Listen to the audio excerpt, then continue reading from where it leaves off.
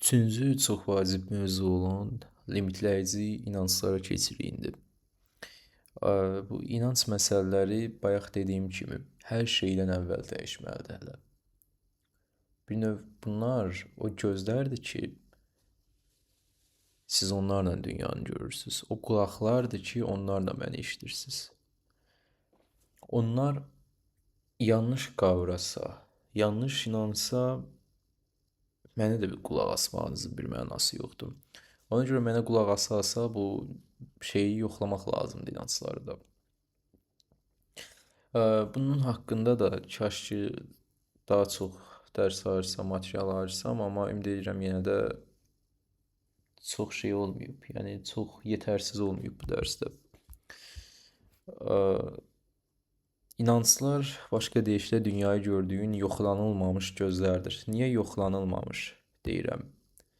Çünki sən onları onsuz da ki, yalan da olsa, gerçək də olsa doğru olaraq qəbul edibsən.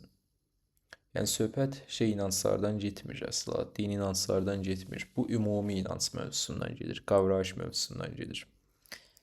Birazdan nümunələr göstərəcəm sizə, nümunə inanclar. Bunlar yoxlanılmamış gözlərdir. Yəni birbaşa doğulduğun andan sonra düşdüyün mühitə görə doğru olaraq qəbul elədiyin, sorğulanmamış məsələlərdir.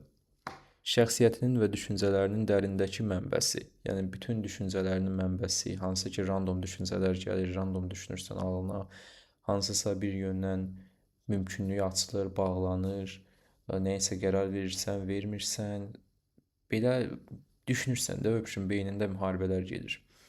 Bunların əsas mənbələri limitləyici inanclar və yaxud da ümumi inanclardır.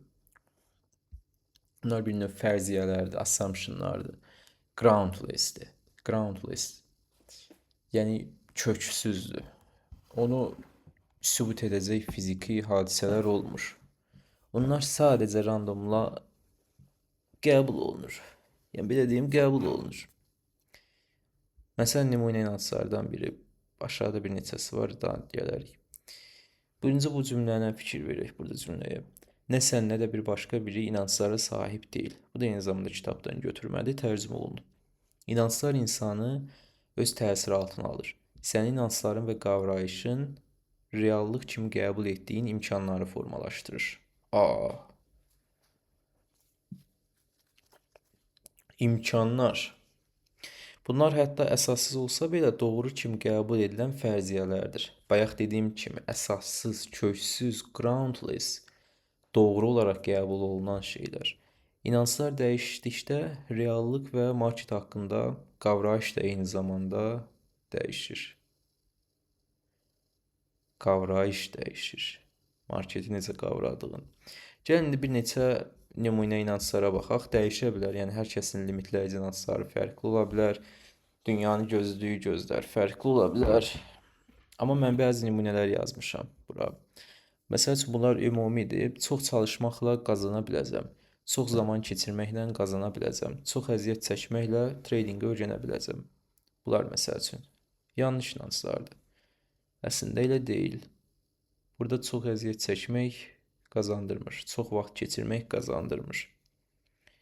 Əslində çox varlı olmaq da qazandırmır. Düzdür, pul gətirməsi doğrudur. Amma bir trader üçün, yanlış inanclara sahib olan bir trader üçün pul gətirməsi doğru deyil. Sonra növbəti inanc. Yetəri qədər çox təcrübəm olduqdan sonra qazanacağım. Bu da ümumi tradingə girənlərin elə bir şey olur. Məsələn, fikirləşirlər, 2 il, 1 il təcrübəm olsa qazanacağım. Amma belə bir gerçək deyim sizə, market qazanmaq üçün limit qoymur. Yəni ki, demir ki, minimum bu qədər vaxt keçirməlisən, bu qədər vaxt keçirməlisən. Marketin özünün qoyduğu bir limit yoxdur. Əgər etməsi gərəkəni etsən elə indi başladığın vaxtdan bir ay sonra da qazana bilərsən. Amma yox, sadəcə təcrübənin yetərli olduğunu düşünsən, 10 il belə kifayət edəməyəcək. Bu da eyni zamanda qarşını kəsən limitləyici inanclardan biridir. Sonra başqa bir inanc. Mən hələ də qazançlı trader deyiləm və bir hədəf var. Bir zirvə var ki, qazançlı trader mövqeyi orada mövcuddur. Yəni çatılacaq bir yer var. Bax, bu da bir assumptiondur, fərziyyədir ki, doğru olaraq qəbul edirsən, sorğulamamış. Nə vaxtsa eləyibsən, bəlkə də avtomatik olaraq eləyibsən. Çatılacaq bir yer var.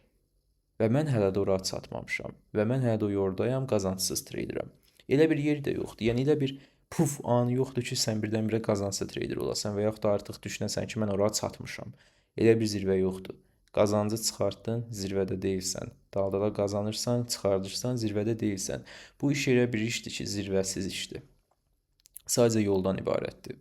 Yəni harasa qazanclı olanan bir trader mövqeyinin mövcudluğunu düşünmə. O ki, kimsə deyir ki, mən bu qədər təcrübədən sonra o zirvəyə çatdım, artıq qazanclı bir treyderəm. Kimə oynayırsan? Soruş denən ki, kimə gəlirsən? Ağzını, ona görə deyirəm, baxın, üst zəka. Siz də üst zəka ilə onu oxumaq olacaqsınız. Ağzını açıb bir cümlə buraxan kimi tutdunuz. Tutdunuz ki, bu nə danışır? Hara çatıb bu? Nədən danışır?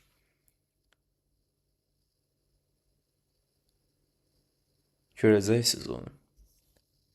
Sonra, indi bura nümunə yazmışam. Əslində çox, bu inanclar bir növ əslində bir növ zamanla da kəşf olunur, zamanla da dəyişdirilir və dəyişmək mütləqdir. Başqa inanclar sahiblənilmək mütləqdir. Marketlə bağlı məsəl üçün. Market modeli təsdiqləmir. Market modellə, strategiya ilə işləmir. Market heç bir modelin fərqində deyil. Məsəl üçün, bu bir inanc. İnan, həqiqətən özün bilirsən ki, onu qəbul edirsən ki, market modeli tanımır. Yəni, sənin nə ilə işləməyindən asılı olmayaraq marketin bundan xəbəri yoxdur. Çox gözəl bir şeydir bu. Yəni, narahat olmana gərək yoxdur ki, əsas yoxdur ki, ayda mənim modelim indi işlədi, işləmədi. Marketin modeldən xəbəri yoxdur. O hansı deterministik dünyadan danışırsan ki, marketin modeldən xəbəri oldu, indi işlətmədi. Elə şey yoxdur axı. Rejim dəyişəndə bəli, nəticə dəyişə bilər, amma yoxsa marketin xəbəri yoxdur ki, sən filan şeyini trade edirsən, filan şeylə. Sonra başqa bir inanc. Market müəyyən fakt olaraq mövcuddur və strategiyalarla həll oluna bilər. Yox. Fakt obyekt olaraq mövcud deyil. Ehtimal olaraq mövcuddur, mümkünlük olaraq mövcuddur. Sonsuz sayda variant olaraq mövcuddur. Yəni,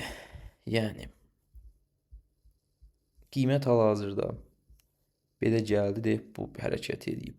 Bundan sonra harcısı hərəkət edəcəyi bu zamana qədər sonsuz sayda variant olaraq mövcuddur.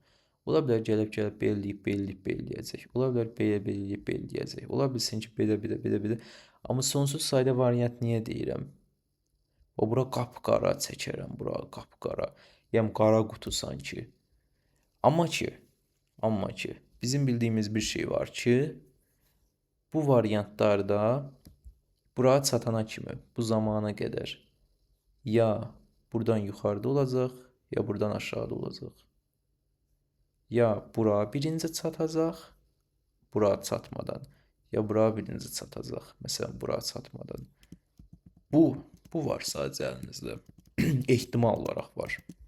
Yoxsa market riyaziyyatla və yaxud da nə ilənsə bir şeylə həll olunacaq bir varlıq deyil. Elə bir varlıq deyil. Nə ilənsə deterministik tapılacaq bir varlıq deyil. Model, başqa deyişlə strategiya dediyimiz şey bir ehtimala köklənmək üçündür. Və bir şey də deyilmi? Strategiyanı izləmək. Strategiya nə deyirsə onu eləmək. Sizcə qazanclıdırmı? Baxın, bomba gəlir. Bomba gəlir burada.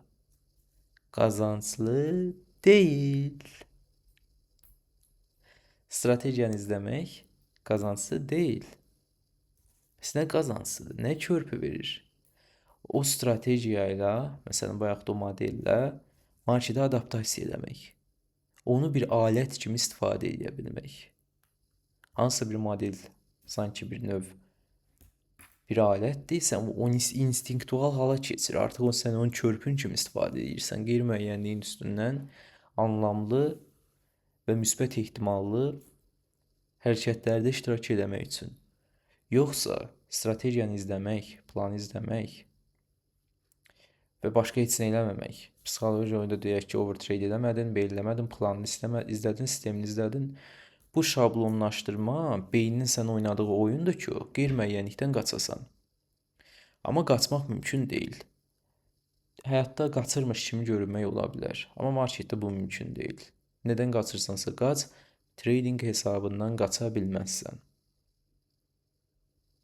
Hesabının üzləşəcəyi qeyri-müəyyənliyindən hesabı qoruya bilməzsən. Orada elə işləmir, orada bilmişlik, tülkülük işləmir qeyri-müəyyənliyə qarşı. Tülkü onda olarsan ki, çox bilmiş yolunda olarsan ki, beynini marketə uyğun dəyişəsən. Marketin içində müəyyənlik axtarışından tülkülük olunmur. Və düşünənin sən olduğuna inanmaq. Bu da yanlış bir inanç. Çünki düşünən sən deyilsən. Və bir də daha dərin formada daxili tənqidçi və yaxud da inner kritik haqqında danışacağam. Özü haqqında neqativ mühakimələrin mənbəsi. Bir növ bunlar avtomatikdir. Dünyaya gəldikdən sonra hansısa bir primat bizlərdən beyni, yəni beynin ətraf mühitə uyğun səni orqanizasiya edir. Sənin burada lisenziyan varmı? Özün belə bilərsənmi ki, mənim beynim belə olmayacaq, mən belə düşünməyəcəm, belə düşünəcəm. Qətiyyən verə bilməzsən. Sən çünki körpəsən, sənin beynin boşdur. Beynin mühitlə interactionlar edəndə o səni adaptasiya edəcək mühitə. Məsələn, kimə güvənə bilərsən, kimə güvənə bilməzsən. Kim sənin yaxınlarındır, özünü nə etməlisən ki, sevdirəsən. Körpə böyüdükcə şəxsiyyəti bütün şeyi bunun üstündə qurulur. Çünki bilirsiniz necə, təbiətdə özünü sevdirməmək, atılmaq deməkdir. Bu haqda çox gözəl bir şeylər danışmışdım. Yəni, niyə insan körpələri qayğı görməyə bu qədər çox möhtaçdılar? Bunun səbəblərindən biri odur ki, digər başqa primatlarda, başqa məməlilərdə fikir verirsinizsə, bildiyiniz kimi körpə dünyaya gəldikdən sonra offspring, gəlin elmi dildə danışaq, offspring dünyaya gəldikdən sonra. O yeriyə bilir, qısa bir müddət sonra, yəni hərəkət edə bilir, çox da asılı olmur böyüklərindən. Amma bizdə elə deyil. Bizdə iki ayaq üstündə düz gəzdiyimiz üçün onun şeylərindən sonra qədimdən, ondan sonra çanağın ölçüsü kiçildiyinə görə insan körpələri daha tez dünyaya gəlməli oldu. Bunu bir daha da izah eləmişdim. Yəqin ki, o videoya baxırsınız, amma yenə izah edirəm yeni baxanlar üçün. Və vaxtından əvvəl dünyaya gəldiyinə görə isə körpə birbaşa bu böyümə periodu ərzində valideynlərindən birbaşa asılıdır. Həyatda qalması üçün onlara möhtacdır. Və möhtacdır da deyə məcburdur ki, özünü sevdirsin. Məcburdur ki, sevilsin. Etdiyi işlərlə advokat olsun, dəyərli olsun. Nəsə pozuntu olan kimi, emosional pattern sarsılan kimi ağlamağa, qorxmağa başlayır. Güvən inşa edir, bağlar yaradır.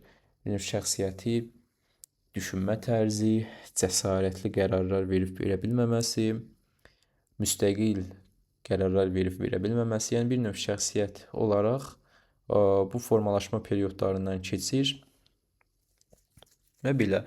Və burada o körpənin bir lisenziyası olmur. O özü böyüdükcə də içində və hələ də böyüyən siz belə içinizdə elə fikirləşirsiniz ki, bu düşünən beyin sizsiniz. İçinizdəki düşünən səs, adaptasiya eləmişsə sizsiniz, amma siz deyilsiniz. Baxın, o düşmən odur. Tradingdə düşmən odur. O qeyri-müəyyənlikdən qorundu, özünü sevdirdi, prosesdə özünə dəyər gördü. İndi trading kimi bir mühit, bir proses ona ziddir. O bu işi sevmiş. İçinizdə adaptasiya eləmişsiniz. Siz düşünürsünüz ki, o mənəm, amma o siz deyilsiniz. Sadəcə o qədər çox bununla yaşamağa vərdiş edirsən ki, buna qarşı fərqindəliyini itirirsən. Onlar səni işğal edir. Necə ki, bir balıq üzdüyü suyun fərqində olmur. Sən içində olduğun oksigenin, azotun fərqində deyilsən. Elə bilirsən ki, hər yer boşdur. Fərqindəliyini itiribsən. Bax, eyni zamanda o düşüncələrin, o içindəki adaptasiya eləmiş səsin də fərqindəliyini itirib də onunla birləşibsən. Hopubsan ki, deyirsən ki, bu mənəm. Bu mənəm, bu düşünən mənəm. Və fərqindəlik də, onları müşahidə eləmək də ona imkan verir ki, Bu səsin sənin üstündəki təsirini azaldasan və rolun arxasına keçəsən, daha geniş, daha yetkin, daha üst bir bucaqdan baxasan, daha ali bir bucaqdan baxasan. Qərar verə bilərsən ki, hansı inancların səni limitləyir, hansıları seçməlisən, real market necədir, hansı gözdən görməlisən, hansı emosional vəziyyətdən, hansı şəxsiyyətdən eksperiment eləməlisən. Və inner kritik və adaptive voice burada onları qeyd etmişəm. Inner kritik sənin içindəki daxili kriteriyandır.